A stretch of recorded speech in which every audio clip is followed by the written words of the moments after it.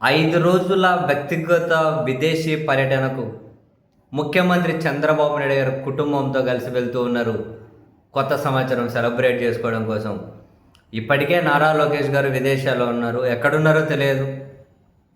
దాదాపు 4, 5 రోజులైనేమో లోకేష్ గారు బయట దేశాలకు వెళ్ళి ఏ దేశంలో ఉన్నారన్న సమాచారం కూడా లేదు.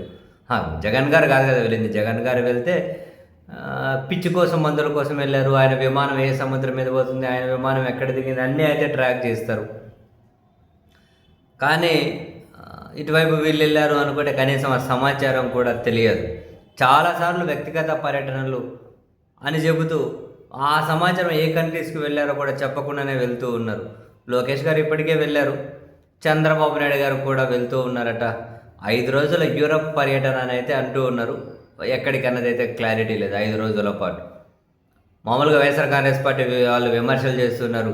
వీకెండ్ వచ్చింది అంటే హైదరాబాదు, ఇయర్-ఎండ్ వచ్చింది అంటే విదేశాల్లో బాగున్నారు మన ప్రభుత్వ పెద్దలందరూ అని చెప్పి వైసీపీ విమర్శలు చేస్తూ ఉంది. సరే, ఇప్పుడు చంద్రబాబు నాయుడు గారు విదేశాలకు వెళ్ళి అక్కడ న్యూ ఇయర్ సెలబ్రేట్ ఉంటే మన రాష్ట్రంలో ఉన్న వాళ్ళకి సెలబ్రేషన్ లేకపోతే బాగోదు కదా. అందుకని ఇక్కడ మీరు కూడా సెలబ్రేట్ చేసుకోండి బ్రహ్మాండంగా అని డిసెంబర్ 31వ తేదీ, జనవరి 1వ తేదీ అర్ధరాత్రి 1 గంట వరకు అఫీషియల్గానే వైన్ షాపులు, బార్లు తెరిసైతే పెట్టుకుంటూ ప్రభుత్వం నిర్ణయం తీసుకుంది. తాగండి, తాగి ఓగండి.